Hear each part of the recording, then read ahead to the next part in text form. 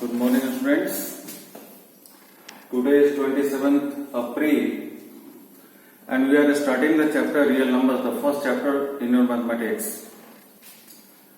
So, real numbers में ये expect की जाती है कि 9th में या 8th में जितना भी आपने नंबर सिस्टम के बारे में पढ़ा वो आपको बिल्कुल जानकारी होगी। फिर भी मैं थोड़ा सा डिस्कस कर लेता हूं कि natural number, the counting numbers are called the natural number, all the natural numbers along with 0 are called the whole numbers, 0, 1, 2, 3 and so on, these are the whole numbers.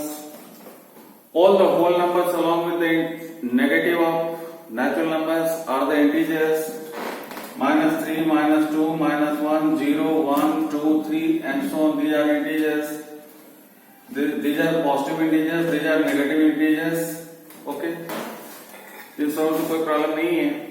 अब हम लोग को जो नया पढ़ना है 10th में, that is Euclid's division lemma. Euclid's division lemma या इसी को हम लोग यूक्लिड्स डिवीजन थ्योरम भी बोलते हैं। यह पढ़ तो रहे 10th में नया, लेकिन इसको हम दूसरे फॉर्म में पहले से भी जानते हैं। जैसे देखिए कि कोई भी नंबर है 16, अगर आपने इसको 5 से डिवाइड किया तो 5 3 जा 15, द रिमाइंडर इज 1। अभी आगे लगना नहीं है, तो इसमें 16 इज द डिवाइडेड, 5 इज द डिवाइडेड, 3 is the quotient and 1 is the reminder.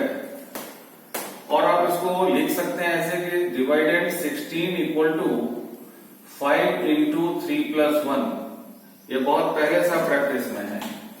That is simply डिवाइडेड equal to divisor into quotient plus reminder.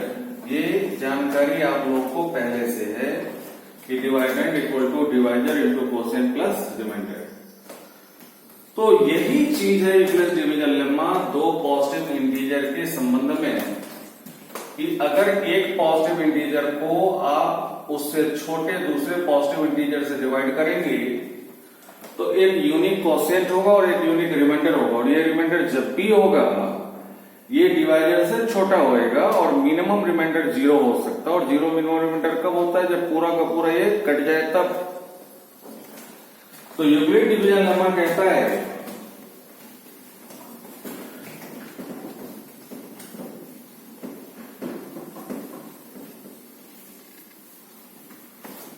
Euclid division lemma कहता है कि for two positive integers a and b such that a is greater than b, there exist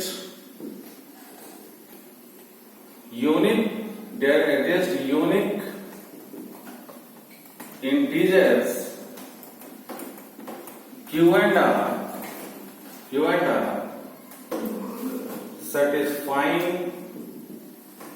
satisfying a equal to bq plus r, where 0 is less or equal to r and r is less than b. So the statement is, for two positive integers a and b where a is greater than b, there exist unique integers q and r satisfying a equal to bq plus r, where 0 is less or equal to r, r is less than b. Simply आप इसको ऐसे समझिए कि a greater than b है। अगर a से आप a को आप b से डिवाइड करेंगे तो कुछ ना कुछ कोसेंट आएगा और कुछ ना कुछ रिमाइंडर आएगा, और इसको हम डिवीजन एल्गोरिथम के फॉर्म में डिवाइडेड equal to divisor into quotient plus remainder लिख सकते हैं। बस वही चीज है और कुछ नहीं है। इसको अब जैसे कोई नंबर है, मान लेते हैं कोई भी नंबर है जैसे 3 and 22 है, तो अगर इन दोनों पॉजिटिव इंटीजर्स को कंसीडर किया जाए दो positive integers q and r के फॉर्म में यूनिक होगा जो इनको सेटिस्फाई करेगा इस फॉर्म में a equal to b q plus r. तो सिंपली जब आप डिवीजन से देखेंगे तो when 22 is divided by 3 7 या 21, the remainder here is 1, so you can write कि 22 equal to 3 into 7 plus 1. So for integers 3 and 22 there exists 7 and 1 such that 22 equal to 3 into 7 plus 1. Yes, तो किसी भी दो positive integer के लिए जिसमें positive integers अगर a और b हमने कंसीडर किया जिसमें a is greater than b, तो दो इंटीजर्स q एंड r इस तरीके से यूनिक इंटीजर्स होगा जो इसको सेटिस्फाई करेगा a equal to b q plus r. ठीक है, इसके एप्लीकेशन से बहुत सारे क्वेश्चंस है जो एचसीएफ पे बेस्ड है और एक general form of the numbers पर बेस्ड है। ठीक है, मैं पहले एचसीएफ वाले पार्ट को डिस्कस कर लेता हूं, जरा देखिए।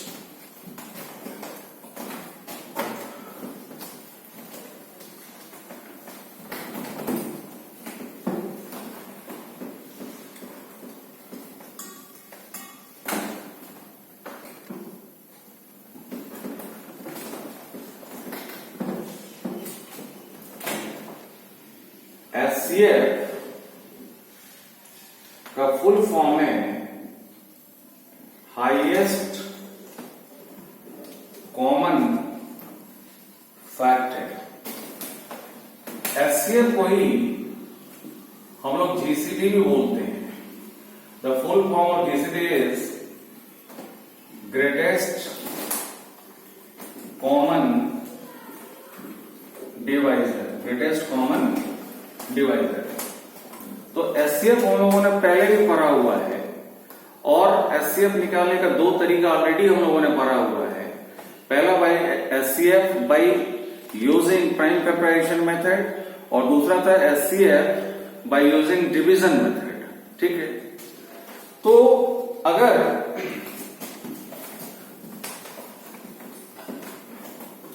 अगर मुझे एचसीएफ निकालना हो, क्वेश्चन है कि find HCF of 15 and 42 by using Euclid's division lemma. Euclid's division lemma से अगर मुझे 15 और 42 का एचसीएफ निकालना है तो इसका तरीका ये है कि सबसे पहले आप साइड में राइट साइड में डिवीजन मेथड से एचसीएफ निकाल लीजिए। तो 42 को जो बड़ा इंटीजर है उसको आप छोटे से डिवाइड करिए। 42 को हमने 15 से डिवाइड किया तो 15 2 जा 30, रिमाइंडर हियर इज 12, बच गया।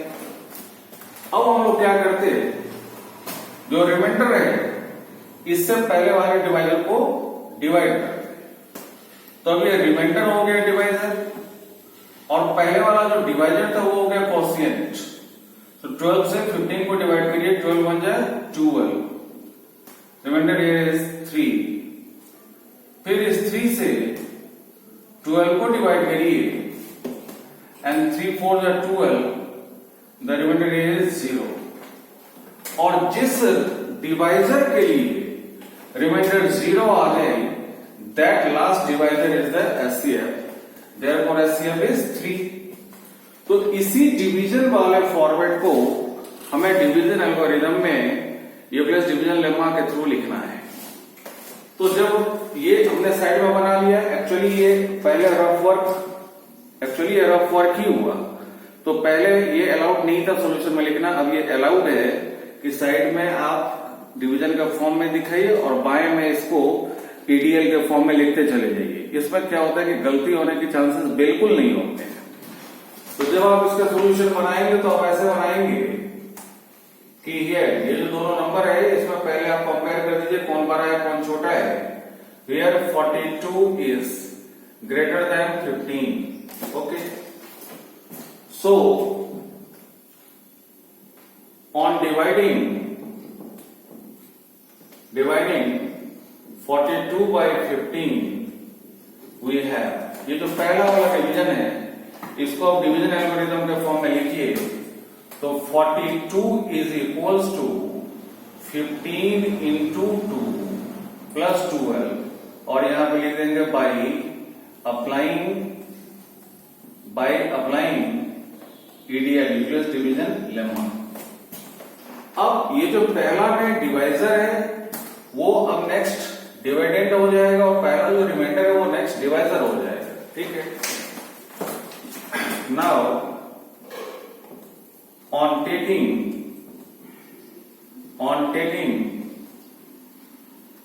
15 as the dividend and 12 as the divisor, या सिंपली आप लिखेंगे now on taking the positive integers 15 and 12 divisor we have। अब ये जो सेकेंड वाला है उस डिवीजन के लिए लिखिए तो this is 15 equal to 12 into 1 plus 3। Similarly फिर थर्ड पोर्शन के लिए लिखिए 12 इक्वल टू 3 इंटू 4 प्लस 0 और नीचे हम लिख देंगे देयरफॉर एचसीएफ, ये जो फाइनल डिवाइडर है 3, HCF equal to 3। This is the answer. ऐसे हम लोग बनाते हैं इस क्वेश्चन को, ठीक है।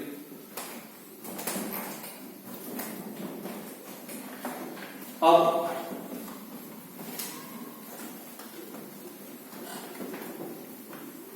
मैं एक दूसरा क्वेश्चन भी बताता हूं।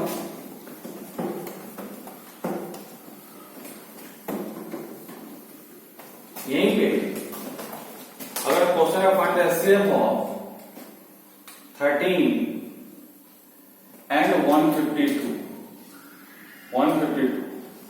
तो फिर वही काम करिए, ये 152 को 13 से डिवाइड करिए, 13 1 जा 13, रिमाइंडर हियर इज 2, इस 2 को उतारिए, 13 1 जा 13, द रिमाइंडर हियर इज 9, ठीक है। अब ये जो 9 है, अब इस 9 को डिवाइडर लेना है और 13 को डिवाइडर लेना है, तो 9 से 13 को डिवाइड करिए, 9 1 जा 9, रिमाइंडर हियर इज 4। अब इस 4 से इस 9 को डिवाइड करिए, 4 2 जा 8, रिमाइंडर हियर इज 1। अब इस 1 से 4 को डिवाइड करिए, 1 4 जा 4, द रिमाइंडर हियर इज 0। तो तब तक मुझे डिवीजन करना है जब तक रिमाइंडर 0 ना आ जाए and final divisor is HCF, so HCF is 1। तो आप लिखेंगे कि since 152 is greater than 13, therefore on applying Euclid's division lemma we have, यहां मैं शॉर्ट में लिख रहा हूं टाइम के बचत की वजह से, बट आपको शॉर्ट में नहीं लिखना है। जब भी आप लिखेंगे कॉपी पे तो फुल फॉर्म लिखेंगे Euclid division lemma we have. पहला डिवीजन को आप लिख दीजिए 152 इक्वल टू 13 इंटू 11 प्लस 9, ठीक है। अब फिर जैसे इस 2 को मैंने कंसिडर किया था, अब मुझे 13 और 9 को कंसिडर करना है, ठीक है। नाउ ऑन कंसिडरिंग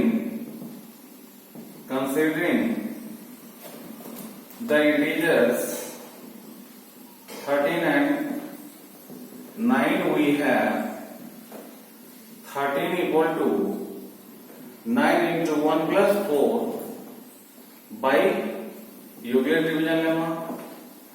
अब सिमिलरली लिखते चले जाइए, similarly 9 equal to 4 into 2 plus 1 and finally 4 equal to 1 into 4 plus 0 and therefore HCF equal to 1। ऐसे बनाना है तो काफी इजी है, ठीक है। इसी एचसीएफ में एक दूसरे तरह का क्वेश्चन आता है, वो भी मैं डिस्कस कर लेता हूं, फिर इसके बाद प्रूफ वाला क्वेश्चन डिस्कस करूंगा।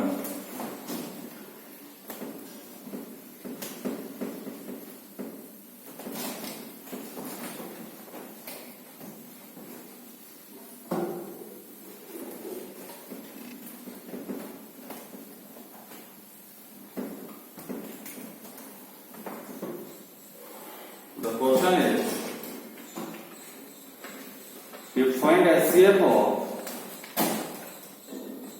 455 and 42. 455 and 42 by using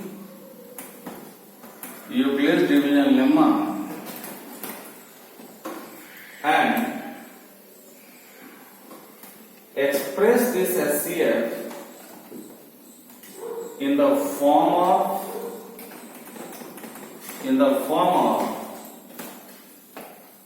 455x plus 42y, where x and y are integers. ठीक है, तो सबसे पहला काम तो HCF निकालना है।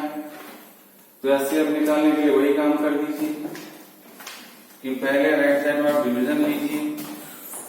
455 को आप 42 से डिवाइड करिए, तो 42 1 जब 42, रिमाइंडर इज 3, लगना नहीं है 5 आएगा, 5 लगना नहीं है, यहाँ तो 0 आ जाएगा, तो कोसेंट 10 आएगा, रिमाइंडर 35 आएगा। अब इस 35 से 42 को डिवाइड करना है, 35 1 जाए 35, रिमाइंडर इज 7। अब इस 7 से 35 को डिवाइड करना है, 7 5 जाए 35, the remainder is 0 and finally HCF is 7। तो अब इसको लिखना है ADL के थ्रू। तो since 455 is greater than 42, therefore on applying Euclid's division lemma, we have 455 is equals to 42 into 10 plus 35. ठीक है, now on considering 42 and 35, तो 42 इक्वल टू 35 इंटू 1 प्लस 7, बस वहां से लिख देना है।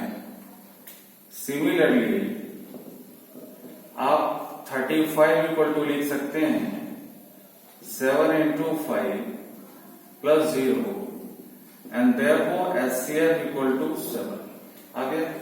HCF is 7। तो इस क्वेश्चन का पहला पार्ट आ गया। अब इस क्वेश्चन का सेकंड पार्ट कहता है ये जो HCF है इसको 455x प्लस 42y के फॉर्म में लिखना है। तो यहां पे एक काम हम करते हैं कि जो ऊपर में पहला ADL से मैंने लिखा ये डिवीजन एल्गोरिथम, इसको इक्वेशन फर्स्ट मान लिया, इसको इक्वेशन सेकंड मान लिया। ठीक है, अब देखिए इसको मैं इरेज कर रहा हूं। तो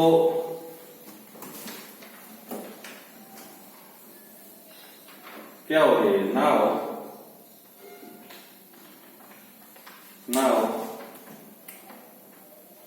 HCF इक्वल टू 7। अब हमको 7 को ले जाना है 455 और 42 के टर्म। तो देखिए इक्वेशन सेकंड में जो 7 है, 7 इक्वल टू अगर लिखना हो तो 35 इंटू 1 को उधर ले जाना पड़ेगा। तो मैं 7 इक्वल टू 42 माइनस 35 लिख सकता, यहां लिख दिया फ्रॉम इक्वेशन फर्स्ट। ठीक है, हमें लाना है 7 को 42 और 455 के टर्म। तो देखिए 42 तो ऑलरेडी आपका है ही, तो इसके साथ कोई छेड़छाड़ नहीं करनी है। अब आइए 35 पे, तो 42 माइनस, अब इक्वेशन फर्स्ट से मैं 35 को लिख सकता है, ये 42 इंटू 10 चला जाएगा LHS में, तो मैं लिख सकता 35 के बदले 455 माइनस 42 इंटू 10, यहां लिख दिया फ्रॉम फर्स्ट। तो 35 को मैं लिख सकता 455 माइनस 42 इंटू 10। अब इसी को रीअरेंज करना है, तो this is 42 minus 455 and minus minus plus, this is 42 into 10। अब ये मैं इसे लिख सकता हूं माइनस 455 455 इसलिए लिखा क्योंकि 455 मुझे पहले लिखना है। अब प्लस ये हो गया 42, अब प्लस 42 इंटू 10, तो मैं माइनस 455 को लिख सकता 455 इंटू -1। इन दोनों में अगर 42 कॉमन ले लेंगे तो बचेगा 1 plus 10, so this is 455 into -1 plus 42 into 11। तो अब इस SCF 7 को हमने 455x प्लस 42y के फॉर्म में लिख दिया, ठीक है। तो अब इसमें कहीं कहीं ये भी पूछ देगा and find the value of x and y। तो x की जगह पे क्या है -1 और y की जगह पे क्या है 11। So x equal to -1 and y equal to 11 is the answer. तो काफी इंटरेस्टिंग पार्ट है, लेकिन सारा इंटरेस्ट इस पर डिपेंड करता है कि कितना आप लगन से मेहनत करते हैं। तो जैसे जैसे बनाइएगा क्लियर होता चला जाएगा। तो ये सिंपली SCF निकालने का था और SCF के को किसी फॉर्मेट में दिखाना था। अब इस EDL का यूज कुछ प्रूविंग के क्वेश्चन में है जो नंबर के फॉर्मेट पे बेस्ट है, उसको मैं दूसरे वीडियो में डिस्कस कर रहा हूं। ओके।